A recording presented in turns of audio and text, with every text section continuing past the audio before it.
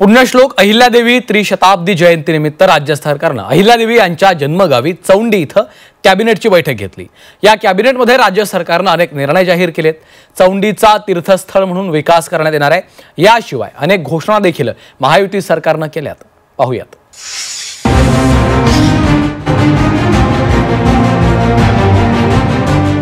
पुण्यश्लोक अहिल्यादेवींच्या जयंतीनिमित्त चौंडी इथं महायुती सरकारची कॅबिनेट झाली। चौंडीत पुण्यश्लोक अहिल्यादेवी होळकरांचं स्मृतिस्थळ जतन करण्याची घोषणा यावेळी मुख्यमंत्री देवेंद्र फडणवीसांनी केली आहे। याशिवाय चौंडीतील अहिल्यादेवींच्या स्मृतिस्थळासाठी 681 कोटींचा विकास आराखडा देखील मंजूर करण्यात आला आहे। या ऐतिहासिक कॅबिनेटमध्ये अनेक घोषणा देखील करण्यात आल्या। चौंडीच्या विकास आराखड्याला मंजुरी देण्यात आली आहे। चौंडीचा तीर्थस्थळ म्हणून विकास केला जाणार आहे। 681 कोटींच्या विकास आराखड्याला मंजुरी देण्यात आली आहे। अहिल्यादेवींच्या नावाने विशेष लोगो आणि टपाल तिकीट केलं जाणार आहे।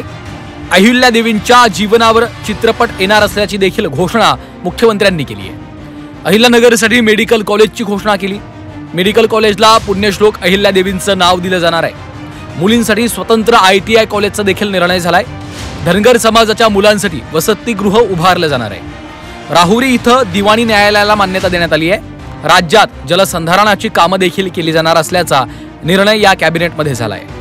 पुण्यश्लोक अहिल्यादेवींचं जीवन, त्यांचं कार्य याचा परिचय संपूर्ण जगाला झाला पाहिजे, या दृष्टीने त्यांच्या जीवनावर बहुभाषिक कमर्शियल चित्रपट हा निर्माण करण्याचा आम्ही निर्णय केलेला आहे। आजच्या बैठकीमध्ये अहिल्यानगरला देखील शासकीय वैद्यकीय महाविद्यालय, ज्याचं नाव पुण्यश्लोक अहिल्यादेवी होळकर शासकीय वैद्यकीय महाविद्यालय असेल, अशा प्रकारचं वैद्यकीय महाविद्यालय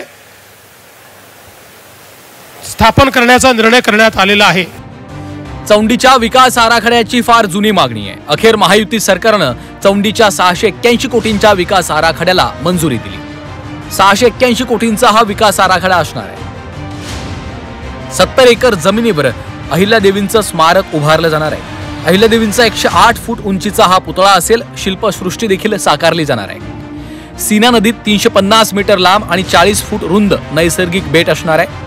अहिल्यादेवींच्या कार्यकर्तृत्वाचा इतिहास शिल्पसृष्टीच्या माध्यमातून उलगडणार आहे। चौंडीला पर्यटनाचा दर्जा प्राप्त व्हावा यासाठी देखील राज्य सरकार प्रयत्न करणार आहे। याशिवाय तुळजाभवानी मंदिरासाठी 1865 कोटींचा आराखडा मंजूर करण्याचा निर्णय सरकारने घेतलाय। तर ज्योतिबा मंदिरासाठी 259 कोटी, महालक्ष्मी मंदिरासाठी 1445 कोटी रुपयांच्या खर्चाला देखील महायुती सरकारने या कॅबिनेटमध्ये मंजुरी दिली आहे। ओम देशमुख, झी 24 तास, चौंडी, अहिल्यानगर।